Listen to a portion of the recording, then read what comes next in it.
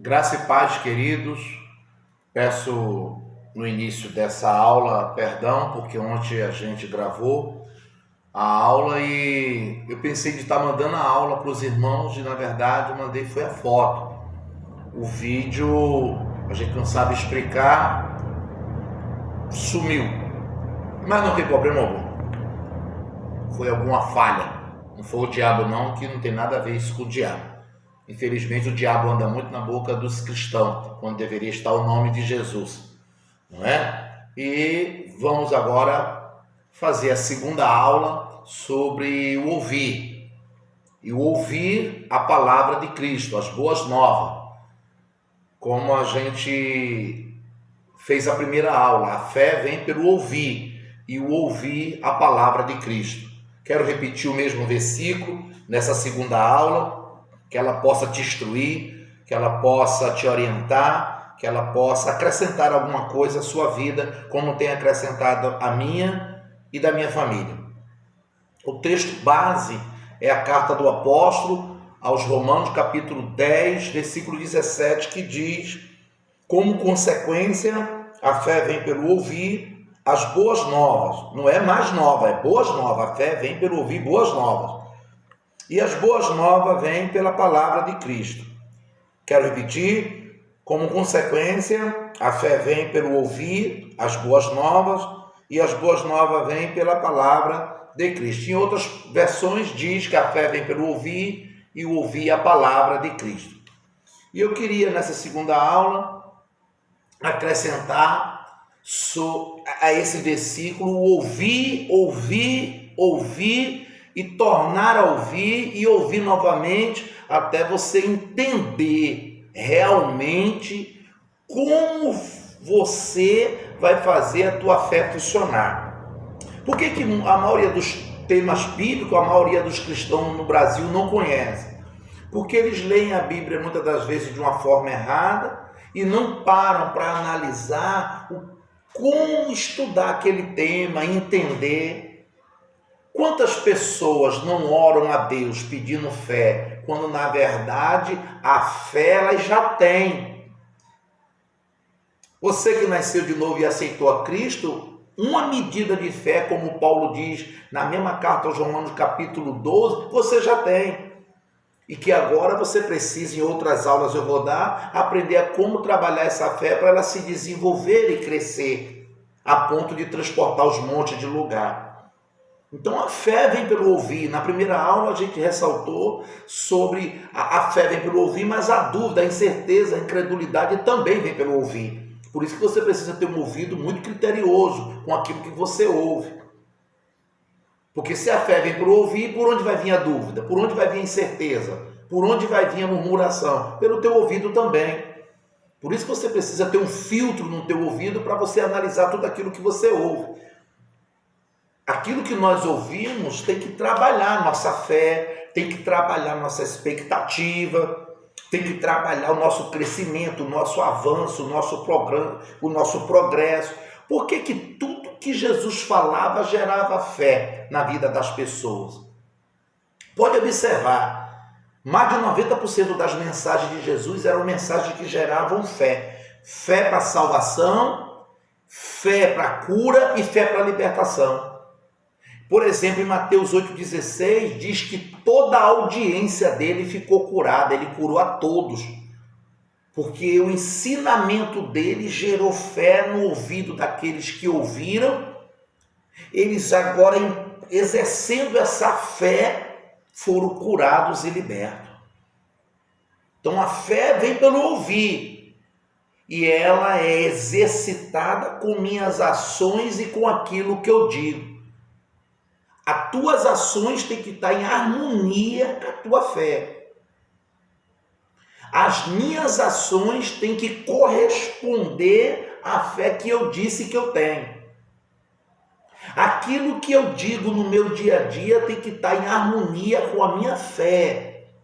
E a minha fé tem que estar em harmonia com o que a Bíblia diz. Diante de um quadro de enfermidade, que outrora, que uns dias atrás eu tive. Eu fiquei mais de 15 dias declarando não os sintomas, não a febre, não a tosse, não a dor no corpo, mas a minha declaração era que pelas pisaduras de Jesus Cristo eu fui sarado. Bispo Manuel, o senhor ficou mais de 15 dias declarando Isaías 53, 4 e 5, fiquei. Por quê? Porque para mim é uma verdade. Fiquei. Por quê? Porque eu creio muito mais naquilo que Cristo fez por mim e por você na cruz do que nenhum sintoma de uma enfermidade. Eu creio muito mais naquilo que a Bíblia diz do que aquilo que o médico diz. Não que aquilo que o médico diga não tenha validade. Tem, porque ele estudou, se formou e é uma autoridade constituída aqui na Terra na área da medicina para dar um laudo. Eu creio naquilo que ele estudou e creio no laudo que ele dá, creio na receita que ele passou, mas eu tenho uma palavra em cima da do médico, a palavra de Cristo.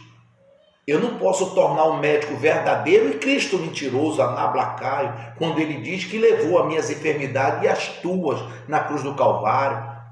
Eu fico com a verdade da palavra. Ainda que a enfermidade esteja ali, ainda que você possa palpar e ver a enfermidade, sentir a dor, sentir os sintomas, mas nós não somos guiados por sentimento, nós somos guiados por fé.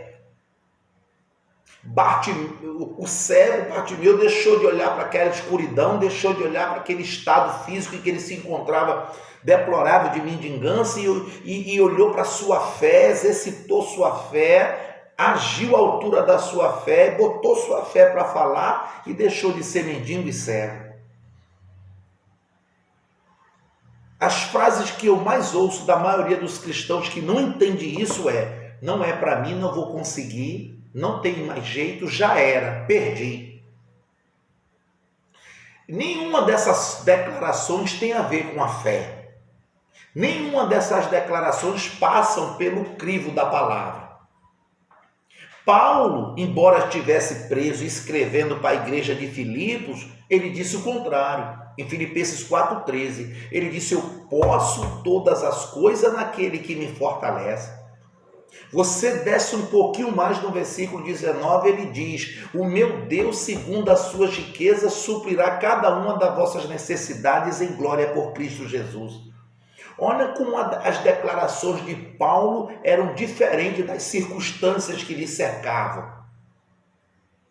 Se você mandasse uma carta de volta para ele: Paulo, você pode todas as coisas como se você está preso. Ele ia dizer: o meu corpo está preso, o meu espírito não. O meu corpo está preso, minhas declarações não. O meu corpo está preso, minha mente não. O meu corpo está preso, mas a minha fé não. Pare de olhar para aquilo que te cerca. O mundo, a televisão está falando de desemprego, mas a Bíblia fala para você de uma porta aberta, Apocalipse 3,8. E você tem que acreditar naquilo que a Bíblia diz por meio da fé e viver essa fé no teu dia a dia declarando. A fé vem pelo ouvir e tornar a ouvir, e ela é exercitada. Você, com as tuas ações e com as tuas palavras, você precisa botar essa fé para falar. E o que essa fé vai falar? Vai falar aquilo que a Bíblia diz. Estou doente, mas eu creio que pelas pisaduras de Jesus Cristo eu fui sarado. Estou desempregado, mas eu creio que há uma porta de emprego aberta para mim e que o Espírito Santo anablacaio vai nos levar até ela. Eu vejo minha carteira assinada. Embora o teu esposo possa estar bebendo, se drogando, fazendo qualquer outro tipo de coisa, você não tem que focar no que ele faz, você tem que focar no que a Bíblia diz. Crer no Senhor Jesus Cristo, creia, e será salvo tu e tua casa. Agora, por intermédio dessa tua crença, olha para ele e vê ele como um salvo, liberto, curado e transformado. Não deixe o que ele faz neutralizar, paralisar a tua fé. A tua fé tem que te levar a declarar o contrário do que ele faz, do que teu filho faz, do que a tua filha faz. A tua fé sempre tem que declarar aquilo que a Bíblia diz, não o que você está vendo. Davi viu o gigante, enorme, mas a sua fé era maior. Davi não viu a habilidade que Golias tinha de manusear as armas. Davi viu a habilidade que ele tinha de usar uma funda por meio da fé. Abadacaule. Davi não olhou para o histórico de conquistas e batalhas que aquele homem havia ganhado. Davi olhou para Deus. E no nome do Senhor dos Exércitos, ele encarou Golias com 16 anos e por meio da sua fé venceu. Você vencerá também por meio da sua fé. Você passará por cima dessas circunstâncias que te cercam. Você passará por cima dessa situação que te oprime. Você passará por cima desse desemprego. A conta chegou. O recurso você não tem. Mas você não tem que dizer que não tem. Você tem que dizer: a conta chegou e Deus proverá os recursos para mim pagar. A conta chegou, mas os recursos também chegarão. Porque Deus tem suprido minhas necessidades em glória por Cristo Jesus. É isso que você tem que fazer no teu dia a dia. Você tem que agir de acordo com a tua fé. Você tem que falar de acordo com a tua fé. O que foi que fez Pedro afundar? Os pregadores dizem que foi a sua fé pequena. Não, a sua fé pequena, diz o texto, que fez ele sair do barco e andar sobre as águas. E o que fez ele afundar? Sua fé pequena? Não. O que fez ele afundar foi que ele tirou os olhos da palavra, tirou os olhos de Jesus, colocou na tempestade, no tamanho da onda e nos fortes ventos. Quer dizer, ele focou nas circunstâncias. Ele focou na turbulência e não na palavra. A palavra fez ele caminhar sobre as águas por meio da fé. Jesus liberou a palavra. Tu tem fé para vir, Pedro? Tenho, Senhor Jesus. Vem. E ele, baseado nessa palavra liberada, ele caminhou. Ninguém sabe quantos metros ele andou. Mas chegou uma hora que ele começou a olhar o tamanho da onda, os ventos fortes, os relâmpagos, e ele começou a afundar. E assim será com você e comigo se a gente focar nas circunstâncias que estão em nossa volta. Deus não te chamou, nem me chamou para a gente afundar. Pelo contrário, Ele nos chamou para a gente voar alto, nas asas da fé. Por isso que Ele nos compara a uma águia. Por que a águia não tem medo da tempestade? Porque ela sabe a capacidade que ela tem de voar mais alto. Naplacando o Cobidaraçubi. Por que é forte? Por que a águia não tem medo de tempestade? Porque ela sabe a capacidade que ela tem de juntar força e alçar voos mais altos. Por que a águia não tem medo de predadores? Porque ela sabe a capacidade que ela tem de construir sua casa nos mais altos penhascos, longe deles. E essa capacidade Deus não me deu e não te deu também? A capacidade de romper com barreiras, a capacidade de romper em fé, a capacidade de você atravessar os mares vermelhos, Abadaçubi da vida. Deus não te deu capacidade de você passar por cima dos gigantes que surgem em 23 anos de caminhada. Quantos gigantes eu não atravessei? 23 não, 25, que eu me converti em 22 de dezembro de 1995. Em 25 anos já passei por cima de centenas de gigantes, pela capacidade que Deus me deu de agir à altura da minha fé. Fica com essa aula. A fé vem pelo ouvir, e ouvir, e ouvir, e ouvir, e tornar a ouvir a palavra de Cristo. Esse vídeo, por exemplo, você tem que ver ele 3, 4, 5 vezes. 3, 4, 5 vezes. 6, 7, 8 vezes. Até você entender toda essa dinâmica bíblica de ensinamento sobre a fé. A mulher do fluxo de sangue foi curada porque ela botou sua fé em prática com suas ações e com as suas declarações. Abadassub. Mateus 9:21. Ela foi curada de um câncer. Ela botou sua fé em prática com as suas ações, porque ela saiu, e ela botou sua fé para falar, pois ela dizia consigo mesma. Isso é um princípio. Ela botou sua fé para falar, pois ela falava consigo mesma. E você precisa criar esse hábito de falar consigo mesmo. Vou sair, vou tocar nele e vou voltar curada. Isso é a fé dela falando. Foi tua fé para falar. Vou sair, vou tocar nele e vou voltar curada. Agiu à altura da fé, saiu. Falou aquilo que a sua fé lhe fez falar. Ela cria a cura. Tocou em Jesus, outra ação, coincidente com a fé, crida e a fé declarada. Voltou curado ou não? Sim. Faça o mesmo. Tá bom? Terça-feira dessa semana, eu fui com a minha esposa lá em Niterói, que o banco dela é lá. Enquanto ela estava ali no banco, a Bíblia diz para remir o tempo. Como é que a gente faz isso? Eu disse, eu vou ali na loja americana fazer um tour para ver o que tem de lançamento na livraria. E olhando, encontrei essa maravilha. Não estou ganhando nada do autor, nem da loja americana, para fazer esse merchan, mas para te estimular a ler. Não só a Bíblia, né? Não só a palavra. E eu comprei este livro, R$16,90, mais barato do que um lanche do McDonald's, do Subway. Um livro que vai me ajudar a exercitar minha mente para que eu tenha uma mente mais saudável e melhor. Mais barato que um lanche do McDonald's. E uma ovelha me deu este. Estou na metade.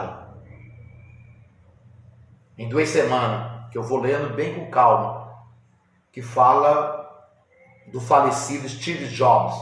Já li algumas poucas biografias, mas confesso que a dele tá, maravilhosa. Um livro que te estimula mesmo a ter uma visão ampla, uma visão de crescimento, de progresso, de avanço.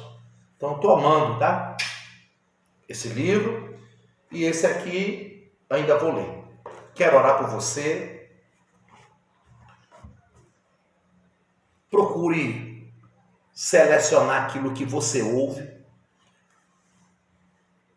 Por que no grupo da nossa igreja eu pedi para não colocar nada de política e não colocar nada sobre coronavírus? Coronavírus você ouve todo dia na Rede Globo e em outros canais. Já começa o jornal falando do coronavírus. Eu vi o jornal hoje já começou falando do coronavírus, de morte.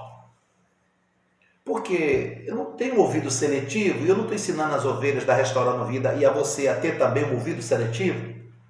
E por que não de política? Porque a coisa está tão fragmentada, está tão degradante, porque hoje em dia falar de política você pode arrumar confusão e alguns estão levando até pancada. Porque a coisa está tão acirrada entre os dois lados que está muito, muito sério. Então eu pedir aos irmãos, não coloca nada de política. Pelo contrário, olha que coisa boa para você estar em casa, ler. Quem lê aprende, quem aprende cresce, quem cresce progride, alcança seus objetivos e seus alvos. Olha que coisa boa, ó. Tá bom? Deixa eu orar por você. Pai, em nome de Jesus Cristo, quero orar por essa pessoa, por este irmão, essa irmã, por essa pessoa querida e amada, que vai ouvir e ver essa segunda aula várias vezes. É um assunto muito eletrizante, muito dinâmico.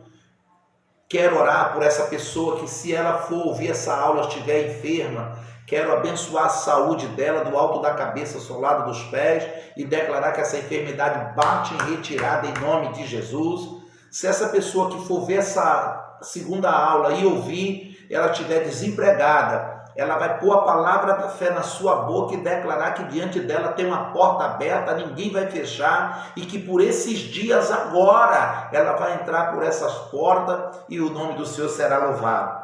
Quero abençoar teu marido e quero declarar que ele é uma bênção de Deus ao teu lado. Se ele beber, eu quero proclamar a libertação dele, a transformação dele em nome de Jesus. Se teu filho está te dando trabalho, a tua filha, eu quero abençoá-los e declarar que eles são propriedade exclusiva do Senhor, são benditos de Deus. Em nome de Jesus, eu te abençoo. Quero abençoar a tua vida financeira. Como diz no Salmo 1, versículo 3, que aonde tu colocar as tuas mãos, tu venha prosperar. Que tudo que tu fizer, tu venha prosperar.